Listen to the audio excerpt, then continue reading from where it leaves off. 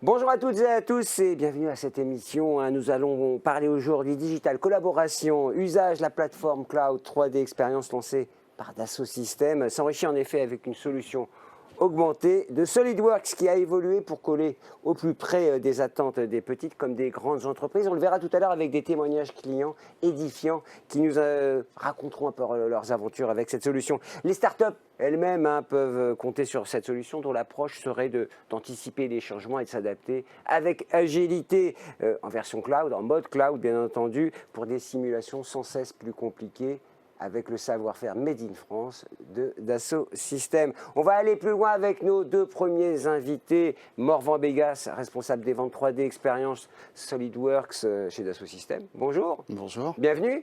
Merci. C'est un moment important, On va parler, on va tout dire aujourd'hui, on va raconter tout de cette solution. On ne cache rien. On ne cache rien. Et Pierre-Marc Alain, DG de XDI Europe, vous aussi, c'est le début de quelque chose, d'une aventure. Tout à fait, merci de votre accueil, ravi d'être présent. On va essayer d'être le plus clair possible et de dire tout, effectivement. C'est un jour important, c'est le kick-off d'une nouvelle ère. Je le dis comme ça fait un peu pompeux, mais c'est vrai que c'est quand même le début de quelque chose. Oui, effectivement, on est en phase de croissance importante et effectivement, ça nous permet de parler à plus de monde aujourd'hui. Morvan, c'est aussi le début d'une nouvelle aventure, cette collaboration, évidemment, cette ouverture en mode cloud, ça existe déjà, mais aussi toutes cette nouvelle solution, cette nouvelle approche que vous proposez. Ouais, c'est une nouvelle aventure puisqu'on a 25 ans d'histoire avec un produit qui évolue et qui évolue énormément, qui se transforme. Et donc, c'est un beau kick-off. Alors, je vous propose de faire une sorte de big picture de la situation des entreprises. Alors, vous êtes dans le jeu tous, celles et ceux qui nous regardez, évidemment, vous connaissez les enjeux, mais ça vaut le coup de rappeler, Morvan, les grandes tendances actuelles dans les entreprises, dans le domaine digital à la lueur des transformations, j'allais dire, des 20 dernières années, mais surtout des dernières années. Ouais, Gilbert, alors en 20 ans, il y a beaucoup de choses qui évoluent. Nos clients évoluent, les utilisateurs évoluent, et puis les process et les méthodes également. La digitalisation, elle est partout, elle est présente aussi bien dans le domaine personnel que professionnel, et elle est liée à beaucoup de problématiques pour nos clients qui sont centrées autour de la qualité, de la traçabilité, de la sécurité, autant des données que de la sécurité de leur propriété industrielle. Donc ça fait beaucoup d'enjeux qui sont des vrais challenges et sur lesquels nos clients ont besoin d'être accompagnés beaucoup plus que ce qu'on faisait avant, en sortant de uniquement le domaine de conception pour aller sur quelque chose de beaucoup plus global, une proposition de valeur qui va permettre d'accompagner les industriels sur l'ensemble du cycle de vie de leurs produits. Et aussi le mot innovation, il est au cœur de cette solution. C'est vrai que les processus d'innovation ne peuvent plus être aussi longs qu'avant, évidemment, l'accélération de la compétition et de la concurrence, c'est aussi un point important. Ouais, les challenges de nos clients, ils sont à peu près tous les mêmes. C'est de pouvoir innover, d'innover plus rapidement, d'innover à moindre coût, oui. Et puis de pouvoir également collaborer et être capable de produire finalement partout et tout le temps. Et oui, dans des meilleures conditions. Et c'est vrai qu'on en parle beaucoup du télétravail et de travailler en étoile un peu partout. Ça, c'est l'élément clé pour toutes les entreprises. Oui, alors la pandémie a accéléré tout à fait ce phénomène et c'est un point qui est important. Maintenant, les utilisateurs ont besoin de pouvoir travailler de partout, que ce soit de leur salon, de leur poste de travail ou depuis d'un bar où ils ont trouvé un petit accueil. Tout à fait. Et donc pour ça, ils ont besoin d'avoir leurs outils, leurs données, etc. Et finalement, c'est ce qui va contribuer à faire qu'ils vont pouvoir être efficaces et que leur entreprise va être satisfaite de il faut rappeler quand même sur cette solution, on peut faire des choses un peu confidentielles. Donc évitez de le faire en public parfois parce que c'est quand même pour élaborer et des produits et des solutions et des brevets parfois. Alors Pierre-Marc, la raison d'être de XDI, c'est la proximité avec les clients. C'est la proximité, mais je dirais en premier lieu, c'est surtout de l'amour de la tech en fait, qui nous anime le matin quand on se lève. Vous particulièrement. Moi et tous les collaborateurs de toute l'équipe d'XDI, c'est vraiment de parler à des innovateurs, à des startups ou des sociétés de toute taille qui ont des projets à défendre, des idées, et de pouvoir participer à leurs projets au quotidien, c'est vraiment ça qui nous fait nous lever le matin, quoi. Après, la raison d'être d'XDI, c'est aussi une réponse à des attentes du marché qui ont changé. Il y a une nouvelle solution, une nouvelle génération de solutions qui arrive sur le marché avec 3D Experience SolidWorks, mais il y a aussi des attentes différentes du marché. C'est-à-dire qu'historiquement, nous, les intégrateurs, les vendeurs de logiciels, on n'a pas très bonne presse dans les PME et les ETI.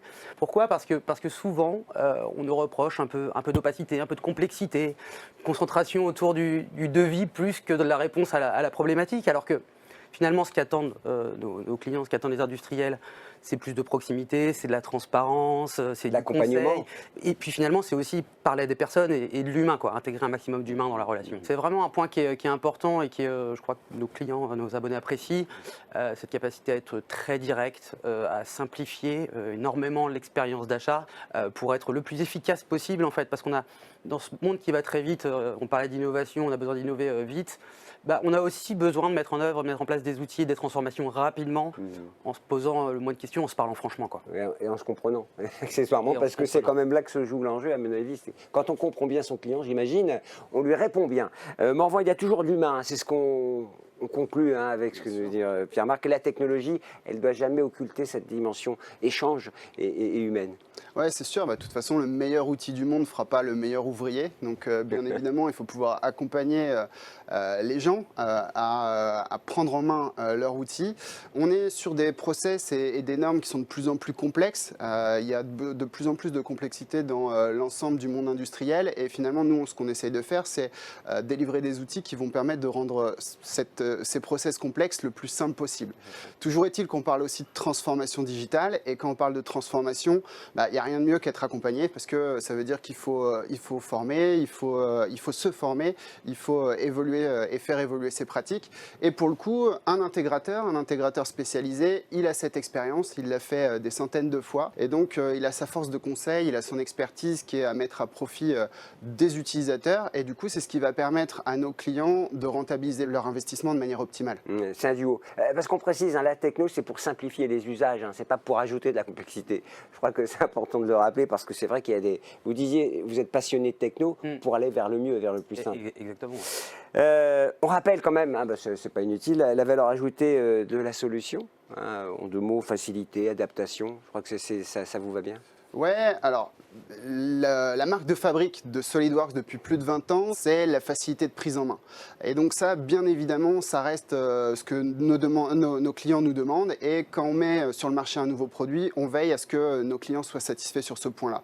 Donc la facilité d'utilisation, c'est un point qui est très important, d'autant plus qu'on est maintenant sur des outils qui sont de plus en plus SaaS, et donc Software as a Service, et donc qui doivent être plug and play, qui doivent permettre de pouvoir travailler le plus rapidement possible. Donc ça, c'est le point facilité. Le point adaptation, on est sur des produits qui ont une large gamme d'outils, qui sont sur des usages qui sont beaucoup plus resserrés, avec des fonctionnalités qui sont très expertes, et que nos clients vont pouvoir utiliser en fonction de leurs besoins. Et ça, c'est un point qui est important. Nos clients, grâce à ce type de commercialisation, vont pouvoir adapter leurs investissements à leurs usages, et donc s'adapter à leur saisonnalité, à la conjoncture et à leur marché finalement. Et ça va leur permettre, encore une fois, d'avoir des investissements qui sont plus responsables et qui sont optimaux. Et puis surtout, gérer sérieusement, si je peux dire, puisque adapté aux besoins. Un mot aussi pour dire que vous adressiez les grandes entreprises, les grandes structures pour aller vers les plus petites. C'est ça aussi qui est intéressant, ce chemin vers la spécificité de chaque entreprise, qu'elle soit petite ou grande d'ailleurs. Tout à fait. Comme toujours, les technologies, elles sont adoptées en premier lieu par les gens qui ont beaucoup d'argent et qui sont en capacité de pouvoir les adopter. Et puis, quand on parle de 3D Experience, on parle d'un produit qui a plus de 10 ans, qui est adopté par des très grandes entreprises, certes, mais qu'on a eu le temps aussi d'adapter à nos clients. Et le client historique de SolidWorks, c'est la petite et la moyenne entreprise. Et donc, on a pris le temps d'adapter le périmètre fonctionnel, mais également le périmètre commercial de l'ensemble de l'offre, pour s'assurer qu'ils vont avoir vraiment la réponse à toutes leurs problématiques et tous leurs challenges dans une solution qui est faite pour eux. Ouais. Pierre-Marc, ce qui est intéressant, c'est ce que les clients apprécient. C'est un achat un peu décomplexé. C'est à sa main. Et c'est ça qui est intéressant dans cette approche. Oui, effectivement, c'est une formule d'abonnement et d'achat qui est beaucoup plus simple, beaucoup plus transparente et qui finalement répond beaucoup mieux aux attentes de nos clients. Il y a deux choses. Il y a à la fois la manière de présenter la solution et de la mettre en avant, puis il y a la solution en elle-même. C'est-à-dire que leur offrir une solution en cloud, c'est déjà leur offrir une solution clé en main. Enfin, Morvan en parlait, et ils vont être capables de travailler tout de suite. Où qu'il soit. Voilà, où qu'il soit, sans avoir à mettre en place de la complexité au niveau informatique, etc. C'est aussi être opérationnel immédiatement. Et puis après, il y a le modèle d'abonnement, le SaaS, qui en lui-même va offrir de la flexibilité, comme le disait Morvan, effectivement, cette capacité à faire évoluer son outil en fonction de sa charge, en fonction de ses besoins du moment. Une solution qui va être également scalable, c'est ce qui plaît beaucoup aux startups aussi. Hein. Cette capacité à répondre en premier lieu à un besoin qui est peut-être petit, mais avoir une solution qui va pouvoir les accompagner longtemps, donc une solution qui est finalement durable puisqu'elle va pouvoir la faire évoluer avec la maturité de l'entreprise. Et puis, dans la simplicité, il y a également la prise de risque. Finalement, être un entrepreneur, c'est prendre des risques. Et cette solution, elle permet aux entrepreneurs de minimiser leurs risques au maximum, puisqu'avec un modèle d'engagement qui est beaucoup moins important de manière upfront, ils vont pouvoir développer leur société et puis avec toujours agilité parce que finalement ils n'ont jamais de fil à la patte et c'est important je pense pour un entrepreneur. Qu'est-ce que vous vouliez me dire quand on préparait cette émission? Vous disiez c'est un achat décomplexé. C'est une question de relation en fait, c'est-à-dire qu'on va pouvoir aller très vite se mettre au travail, là où auparavant, quand on avait à mettre en place... Ça avait l'air d'être une montagne, c'est ça la solution. Voilà, auparavant, quand on mettait une solution IT en place, de conception, un ERP ou quoi, effectivement, on faisait des benchmarks très longs, on se posait des questions, quelle va être mon organisation, cahier des charges, etc. Alors que là, ce qu'on va proposer à nos abonnés, c'est finalement... C'est-à-dire, OK, on a un besoin qui est identifié, vous n'avez probablement pas la totalité de votre besoin aujourd'hui puisque vous ne connaissez pas l'univers des possibles. Et puis finalement, votre besoin il va évoluer dans l'usage. Donc ce qu'on va faire, c'est qu'on va se mettre à travailler tout de suite et puis on va venir construire pas à pas en fait, une solution avec vous, avec toujours un minimum de risque, cette capacité à pouvoir faire machine arrière s'il y a des choses qui ne vont pas, une solution qui est plug and play, comme le disait Morvan, qui fait qu'on va pouvoir brancher des applications, les débrancher, les customiser, etc. en fonction du besoin. C'est bien, hein, une grande entreprise française qui est très agile, malgré la taille, malgré la renommée, malgré l'histoire. Finalement, ça n'empêche rien. Pas du tout. On va faire un peu de French, non pas bashing, mais de French cocorico, après tout on a le droit. Messieurs, ce que vous avez dit, on va le percuter avec les témoignages de nos clients parce que vous avez trouvé 2 entreprises qui sont clientes du produit. On va voir ce qu'ils ont dans le ventre, hein, on va voir comment ils réagissent à tout ce qu'on a dit. Je vous propose d'accueillir tout de suite nos prochains invités.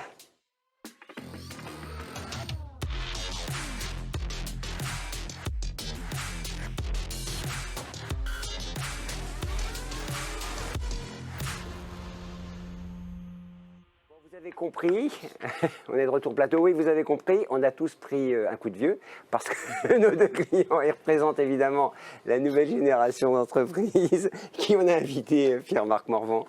Alors on a fait appel à 2 de nos sociétés abonnées avec Géry qui va nous présenter la société Lead Design qui intervient dans le domaine de l'aménagement de bureaux, on va dire, mais je me laisserai expliquer. Bien sûr, il dira tout. Et puis on accueille également Lucas qui nous fait le plaisir d'être présent, qui va présenter Bibot by GreenBig, solution qui touche à l'environnement. Ouais, intéressant. Alors, on va toucher du doigt la réalité de la solution dans des activités en connaissant leur activité. GreenBig, alors pour me souvenir de lui, c'est facile, il a une chemise verte. Lucas, alors racontez-nous ce que fait GreenBig. GreenBig est parti en fait d'un constat assez simple. En France, il y a chaque année 17 milliards de bouteilles à peu près qui sont produites et fabriquées en France et consommées du coup, 480 milliards à peu près dans le monde. Ça fait des chiffres effectivement assez conséquents. Avec les incitations gouvernementales qui visent à utiliser la matière recyclée le plus possible dans les nouvelles bouteilles, malheureusement, en France, aujourd'hui, il y a à peu près 1 bouteille sur 2 qui est recyclée. Donc peu, et dans les grandes villes, c'est encore moins, c'est 2 bouteilles sur 10 à peu près, 1 à 2 bouteilles sur 10. Donc ce paradoxe, c'est que les industriels en fait manquent de matière recyclée pour faire des nouvelles bouteilles. Et donc c'est comme ça que GreenBig a vu le jour et Bibot, la solution que nous développons chez GreenBig, donc, qui est une borne de collecte, de tri et de recyclage pour les bouteilles plastiques. En fait, c'est une borne qui est destinée aux supermarchés, qui permet d'inciter les gens, les citoyens comme vous et moi, de mettre des bouteilles avec une incitation financière, donc 1 à 2 centimes par bouteille avec une remise immédiate en caisse. Et cette borne est un peu, entre guillemets, pédagogique, puisqu'il y a un écran qui communique pas mal avec les utilisateurs. Elle est pas mal en transparence, puisqu'en partie basse de notre machine, on voit les paillettes, les bouteilles se faire transformer en paillettes, en flex, ce qu'on appelle des flex de PET. Et donc c'est un projet qui a vu le jour maintenant qu'on est parti en production en 2021. C'est le fruit, on va dire, de 2 ans et demi, 3 ans de recherche et développement. Et combien de machines actuellement Actuellement, on en a à peu près 200 installées sur site client et on est parti sur une production en 2021 de 300 machines. D'accord. C'est quoi la feuille feuille de le route. rythme de croisière Donc on est en production continue, le rythme de croisière, c'est-à-dire on sera en fin 2022 à un parc machine à peu près de 700 à 800 machines. Ouais, quand même. Et Cocorico, comme je le disais pour Dassault Systèmes, décidément, j'en finis pas. Made in France. 100% made in France, même si on peut aller un peu plus loin, effectivement toutes les pièces fabriquées sont quasiment toutes fabriquées en Normandie. Ouais. Donc oui, effectivement made in France et on privilégie cette filière. Ça marche bien? Ça marche très bien. Vous êtes combien actuellement? On est une trentaine de D'accord. collaborateurs. Vous êtes basé où? Plutôt pour le siège social et nos sites de production est plutôt en Normandie, basé en Normandie. Ben oui, Normandie. On aime la Normandie de toute façon. Jerry Moulas, donc le CEO de Lead Design. Alors, Pierre-Marc parlait d'aménagement, mais c'est un peu plus. Lead Design, on est une start-up industrielle avec une unité de production en Auvergne et un showroom à Paris. On conçoit et on fabrique des cabines acoustiques pour répondre aux enjeux des nouveaux espaces de travail. Il faut savoir que 2 Français sur 3 se disent gênés par le bruit en open space. Dès le début du projet, on a eu cette réflexion de faire des produits qui soient déjà très performants au niveau de l'acoustique, mais aussi entièrement recyclables et reconditionnables, avec un beau design et tout ça produit en France. Produit en France, décidément, c'est... Ils sont parfaits, vos clients. On les a déchirés. J'aime beaucoup. Alors, messieurs, dans quel contexte vous étiez au moment où vous cherchiez une solution 3D? Je rappelle, hein, vous ne l'avez pas dit dans la présentation, plusieurs levées de fonds vous ont accompagné dans votre développement. Oui, tout à fait. On en a eu 2 pour le moment. Et pour répondre à votre question par rapport au contexte, on était en fait en fin d'études, c'est-à-dire qu'on avait lancé le produit, donc la Bibot, en 2021 avec le site de production. Et en fait, l'objectif, c'était d'internaliser de plus en plus les ressources en interne. Donc, on s'appuyait pas mal sur des prestataires extérieurs pour la conception, pour nous accompagner sur la conception de notre borne. Et de plus en plus, on a vocation à avoir un véritable bureau d'études dans Internaliser, quoi. internaliser les ressources. Donc, on s'est penché effectivement sur cette solution assez rapidement pour avoir un véritable bureau d'études au sein de Green Big. Alors Pierre-Marc disait justement, c'est ce dialogue en fait, c'est ça que vous disiez, ce dialogue technique, commercial et en même temps organisationnel, c'est ça l'enjeu en fait pour une entreprise comme la vôtre. Oui, tout à fait. La solution qui nous a été proposée nous a permis de... On a cette particularité chez Green Big, c'est qu'on est multi-site et multi-projet, bon, comme beaucoup de gens, comme beaucoup de startups sans doute, mais ça nous permet de collaborer assez vite. Assez simplement aussi, on est un peu partout à chaque fois en déplacement, ça nous permet d'échanger rapidement, il y a cette fluidité, cette flexibilité aussi, on en parlait juste avant, donc ce choix s'est très vite conclu par cette solution adoptée. Login, mot de passe et puis on se connecte sur la plateforme, quoi. C'est ça un peu l'idée. Hein. C'est quasiment ça. aussi simple que ça. Excusez-moi, je ne suis pas un expert. Alors, vous en étiez où, vous? Alors nous, on a une problématique au final assez similaire. On a utilisé des bureaux d'études en externe au départ pour développer le projet et au fur et à mesure, on a voulu avoir une plus grande maîtrise en fait de l'amélioration de nos produits, du développement de nouveaux produits et du coup, on a voulu internaliser de la manière la partie bureau d'études en recrutant des ingénieurs. Et du coup, le choix s'est porté effectivement sur SolidWorks pour plusieurs raisons. Déjà, l'ensemble de nos partenaires utilisaient SolidWorks, que ce soit les bureaux d'études ou les fournisseurs. Donc ça déjà, ça facilite la vie, oui, bien sûr. Exactement. Après, on a eu la chance de profiter d'un programme Startup qui aussi correspondait à nos contraintes financières en tant que Startup. Donc ça c'était super, et aussi la possibilité ensuite de pouvoir utiliser sur le cloud. Donc on est aussi multisite avec un directeur produit à Paris, des équipes bureaux d'études en Auvergne, avec une unité de production en Auvergne. En plus avec les enjeux du télétravail, donc c'était très important de pouvoir cette version cloud. Ça a été facile le dialogue parce que du coup, puisque Pierre-Marc dit que c'est facile, on va voir. Hein, ça a été vraiment très très fluide en fait. On s'est tout de suite parlé, on a compris qu'on était de start-up à start-up, on s'est senti compris, et ça allait très vite au final. C'est ça, ça accélère tellement vite. Bon, on voit un commentaire, notamment l'approche vis-à-vis des startups. Oui, l'approche vis-à-vis des startups, c'est un point important chez Dassault Systèmes et d'autant plus sur des startups telles que Bibot et Lead Design qui sont ancrées dans le présent, dans le fait de pouvoir présenter des produits qui soient conçus en France, qui soient produits en France, mais qui soient aussi à visée, on va dire, sociale.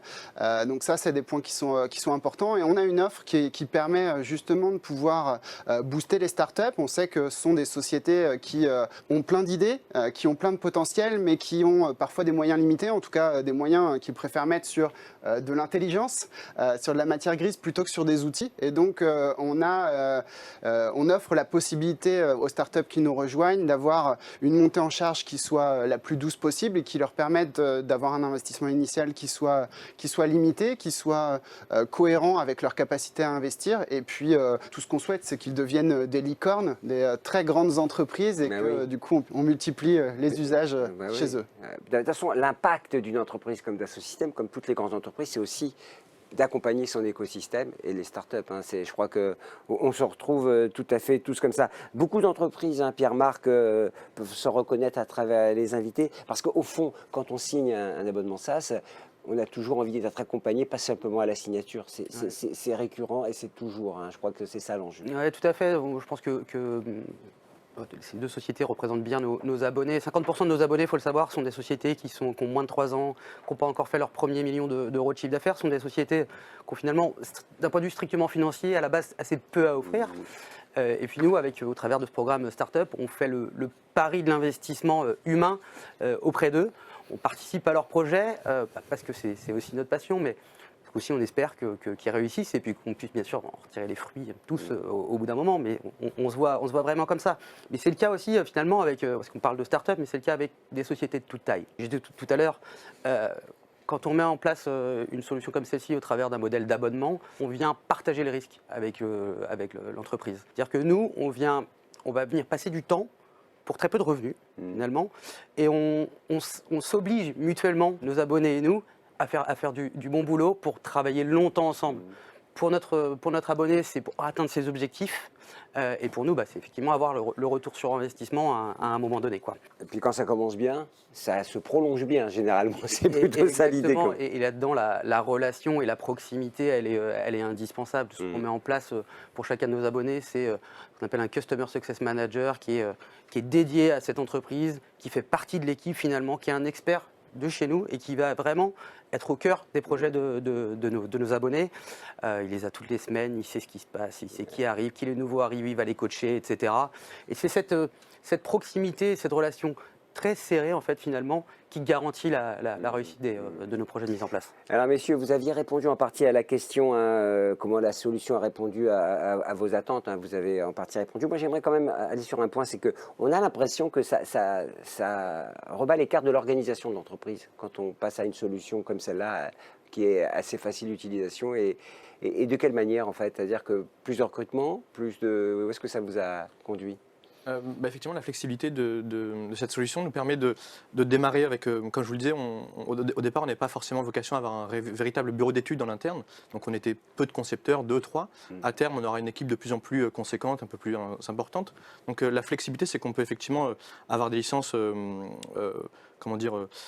progressives, une solution qui nous accompagne dans le développement de chez GreenBig. Et après, pour tout ce qui est organisation, ça permet d'avoir cette flexibilité un architecte par exemple produit, des concepteurs qui sont plutôt focus sur une tâche en particulier, de la partager assez rapidement avec des droits, etc., sans revenir sur tout le côté technique de la solution, mais c'est vraiment une solution qui se colle au mieux en tout cas aux attentes. À vos enjeux en tout cas. Jérémy, même question? Ouais, réponse à peu près similaire. Alors par contre, le $1 million de chiffre d'affaires, il a été largement atteint depuis un petit moment. Voilà, prenez ça dans la face, mon Sergi. On est au-delà de ça, ouais, mais effectivement, ça réorganise un petit peu l'entreprise avec le recrutement d'ingénieurs. Pour nous, c'était vraiment important aussi, c'est le cœur de notre métier au final, la 3D, les plans de nos produits, donc c'était hyper important de l'internaliser. C'est une force, c'est la force de notre entreprise, notre plus-value, notre valeur ajoutée. Et combien alors du coup, puisque le million a été dépassé? Ouais, je ne vais peut-être pas dire de chiffres, mais cette année, on devrait être au moins 5 fois ça. Alors 5 fois 1, ça doit faire 5 millions. Dites-moi si je me trompe, je ne suis pas ingénieur, mais voilà. Donc, donc on vous souhaite bonne continuation, messieurs. Qu'on puisse dire, c'est que ça a l'air de marcher. Oui. Et puis en plus, vous êtes au cœur des enjeux des problématiques d'impact, de transition écologique, de RSE. Bon, bref, vous êtes raccord avec tout. Vous cochez toutes les cases, on peut dire. En plus, vous êtes jeune, vous êtes beau. Bon, voilà, il n'y a rien à dire. On arrive presque à la fin de l'émission, messieurs.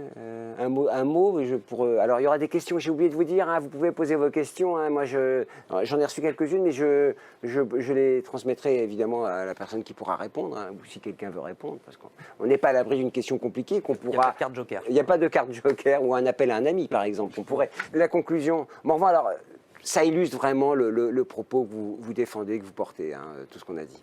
Oui, tout à fait. Il n'y a pas grand-chose à rajouter. Ça donne du sens. Et en plus, avec des clients qui font des produits qui ont du sens, ils le font de la bonne manière en plus. Donc, c'est vraiment hyper enthousiasmant pour nous de pouvoir les faire briller en les faisant parler aujourd'hui. Et puis, ça fait briller aussi nos produits, puisqu'on voit ainsi qu'on est vraiment ancré dans l'époque, dans les problématiques, et que nos outils peuvent être une petite partie du succès de ces entreprises. Et ça, c'est vraiment, ça n'a pas de prix. Il y a tous les secteurs, il faut être assez décomplexé. Hein. Ça peut impressionner quand on parle de 3D expérience, c'est assez fameux. Je reviens sur le thème GMAC quand on a préparé cette idée de décomplexer, c'est-à-dire que ça peut aller sur plein d'activités, évidemment. Ouais, le cœur de métier historique de SolidWorks, c'est la petite et moyenne entreprise. On a des sociétés, c'est une seule personne. Des fois, c'est juste un inventeur dans son garage. D'autres sociétés qui ont 200, 300 personnes.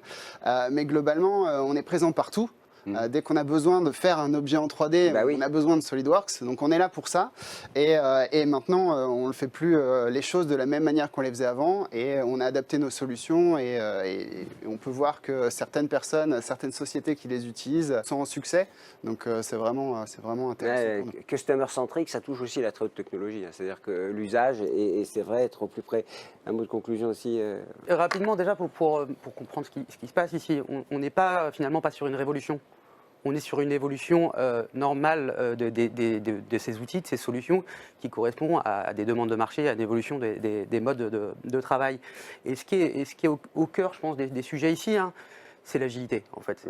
C'est souvent ce que recherchent les entreprises. Enfin, c'est un besoin encore plus important aujourd'hui, et c'est le point commun de tous nos abonnés, finalement. Ils recherchent de l'agilité, cette capacité à ne pas avoir de fil à la patte, mais pouvoir aller aussi loin et à la vitesse à laquelle ils le souhaitent.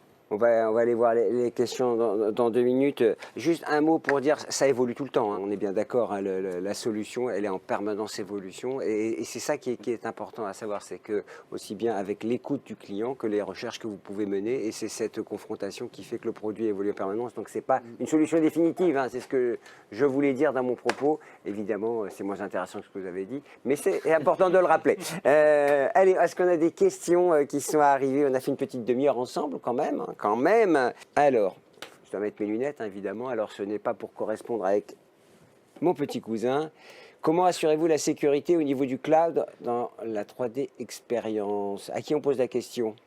Moi. Bah voilà, Morvan, allez-y. Eh bien, la sécurité, elle est assurée nativement. On a la chance au sein de Dassault Systèmes d'avoir une filiale qui est spécialisée, qui est un hébergeur qui travaille depuis quasiment 20 ans sur des solutions d'hébergement high-end qui sont vraiment au niveau de l'état de l'art le plus optimal. Donc, on respecte l'ensemble des normes de sécurité qui sont imposées en France et en Union européenne. Et tous les clients qui sont embarqués sur la solution ont la chance par ce biais-là d'avoir des données qui sont parfaitement sécurisées, qui sont à l'abri de toutes les menaces informatiques actuelles, que ce soit les ransomware ou tous les autres types de piratage, avec des solutions qui sont basées en France, c'est très important, et puis qui protègent leur propriété intellectuelle.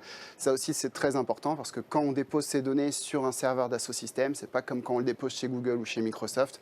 On donne accès on ne dira jamais assez à l'hébergement. La propriété des datas. C'est ça. Et encore une fois, Cocorico, on est sur des produits qui sont français, des données qui sont stockées en France et des intérêts nationaux qui sont préservés. Et quand on a des entreprises telles que celles qui sont là aujourd'hui, qui sont très innovantes, forcément, on a envie qu'elles aient... se faire piquer les idées, hein, vous voyez ce que je veux dire. Si on est sur un drive, vous voyez ce que je veux dire, c'est chaud quand même. Surtout quand c'est américain, hein, parce qu'eux, ils ne se priveront pas. Hein. Le Cloud Out, le Patriot Act, hein, ils peuvent prendre tout ce qu'ils veulent en cas de problématique. Quand c'est en France, au moins ça risque rien. Une question, peut-être quelqu'un qui est étonné, Morvan. SolidWorks, c'est véritablement dans le cloud, sans installation. Alors, on a des produits qui sont totalement dans le cloud sans installation, certains qui sont plus sur un fonctionnement hybride. C'est ça qui fait la richesse de l'offre, c'est qu'on a un portfolio qui est capable de s'adapter aux différents usages. On a certains clients qui vont avoir besoin de full cloud, d'autres clients qui vont avoir juste besoin d'une fonctionnalité spécifiquement dans le cloud.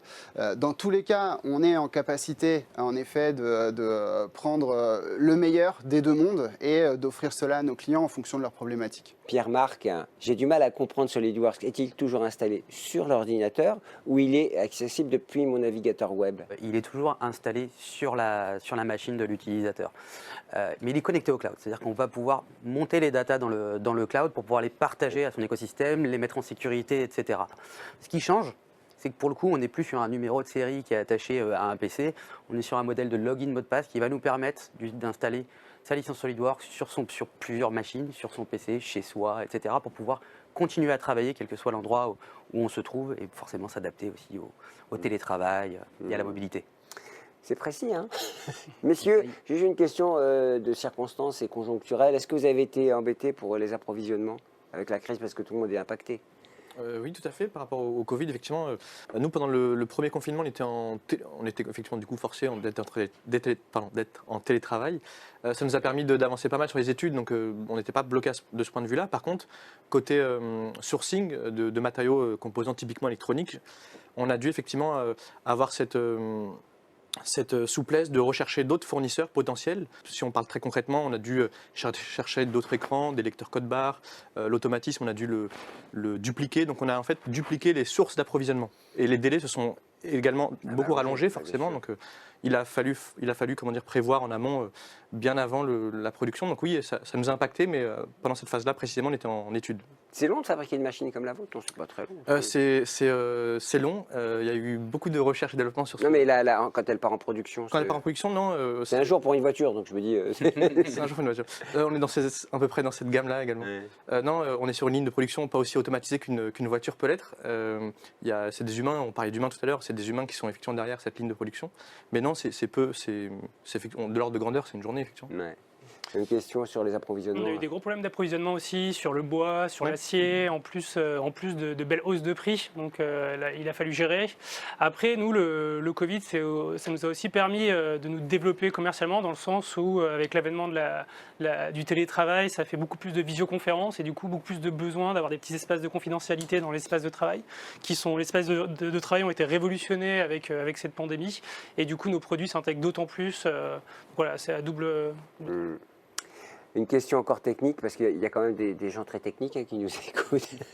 Pierre-Marc, existe-t-il un accès à des librairies d'exemples 3D, j'imagine, sur 3D Experience? Oui, effectivement, chaque accès à la plateforme 3D Experience embarque un accès à une plateforme qui va vous permettre d'accéder à plus de 40 millions de composants du commerce qui sont disponibles directement au bout du clic, des références de marques classiques du marché qui vont permettre d'aller piocher pour ne pas perdre de temps à redessiner des choses qui existent déjà. Moi, j'ai l'impression que le mode SaaS et le mode distanciel, on va dire, c'est la solution à toutes les crises, la crise écologique, la crise politique, on le voit bien, parce que là, on ne peut plus bouger. C'est une des réponses quand même à la transition majeure qu'on connaît aujourd'hui.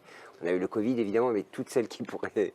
Oui, ça fait partie des éléments qui vont aider les entreprises, bien évidemment. C'est sûr que du jour au lendemain, quand vous devez annoncer à tous vos salariés qu'il faut qu'ils quittent l'entreprise et que le lendemain, qu'ils quittent avec leurs ordinateurs et que le lendemain, ils doivent être chez eux dans leur salon et être productifs, forcément, avoir des solutions qui leur permettent d'avoir les outils à disposition, mais également leur donner, ne pas perdre de temps. Forcément, ça fait partie de ces éléments-là. Et puis, comme tu le disais, on rationalise aussi les investissements. Donc, qui dit rationaliser dit aussi utiliser moins de ressources, que ce soit des ressources matérielles ou quoi que ce soit, puisqu'on partage aussi, quand on est sur un serveur cloud, on partage l'ensemble de l'hébergement, mais on partage aussi tout ce qui est algorithme et tout ce qui est technique à mettre en œuvre pour protéger l'ensemble des données, etc. Et donc ça fait aussi qu'on a un impact environnemental qui est plus léger. Et puis, je voulais ajouter, parce qu'on parle de cloud, on parle beaucoup de télétravail et puis donc finalement de travailleurs isolés, mais en fait cette plateforme elle sert à créer du lien en fait, avant tout. Du lien à l'intérieur de l'entreprise, dans le travail, mais également du lien entre les entreprises. C'est-à-dire que vous allez pouvoir connecter aussi votre écosystème pour mieux travailler avec vos sous-traitants, mieux travailler avec les indépendants que vous faites intervenir, avec vos partenaires, etc. et créer ce qu'on appelle concept d'entreprise étendu pour gagner en efficience et en qualité. Oui, c'est vrai qu'on le dit, et pour conclure, hein, la technologie, ça n'éloigne pas. Bon, évidemment, on préfère se voir comme aujourd'hui, hein, c'est pas mal. Hein. Mais aussi, ça rapproche, hein, c'est ce que vous voulez dire, et ne pas être effrayé par ces mots. Voilà, on a dit plein de choses. Un mot pour conclure, Morvan, on salue tous celles et ceux qui nous ont écoutés. On leur dit merci, évidemment. Bien évidemment, merci. Vous êtes disponible, hein, en plus. Hein, vous avez promis que de répondre à tous les clients, toutes les demandes, tous les appels entrants. Hein, c'est Pierre-Marc qui décroche le téléphone. Un mot de fin, allez. Le mot de la fin vous revient. Eh bien, écoutez, merci à nos invités, merci pour l'animation aussi. En effet, je pense que tout ce qu'on a dit ici est hyper important. D'ailleurs, on aura des replays qui sont disponibles. Oui, il faut le dire. Tout le monde est ici aussi disponible sur les réseaux sociaux, donc n'hésitez pas. Si des gens ont trouvé de l'intérêt pour Lead Design ou Bibot, il faut aussi qu'ils en profitent pour joindre nos clients. Et puis, bien évidemment, on a un éditeur qui est présent, un intégrateur qui est présent pour faire que les projets de nos clients soient des réussites. Donc voilà, n'hésitez pas, n'ayez pas peur, posez des questions et les réponses sont évidentes. Et Morvan, il aurait pu être à ma place parce qu'il a fait mon job. Retrouvez SolidWorks sur Facebook, sur LinkedIn et Twitter, bien entendu. Moi, je me suis abonné. Le replay de cette émission, il sera sur la chaîne de YouTube SolidWorks France, non pas Europe, parce qu'il y a... Et Innovation Europe. Et Innovation Europe, voilà. Tout est dit. Est-ce qu'on a tout dit? Non, on n'a pas tout dit, hein, il y aurait plein de choses à dire, mais on reste disponible. Tellement de choses, on a dit l'essentiel. Merci à tous, merci beaucoup, messieurs. Je vous souhaite bon vent. Et puis, on va essayer de se retrouver un jour. On ne fera pas tout en mode SaaS, à distance. On a aussi besoin de se retrouver. C'est le sens de l'histoire, même si elle est compliquée en ce moment. Merci à tous, à très bientôt.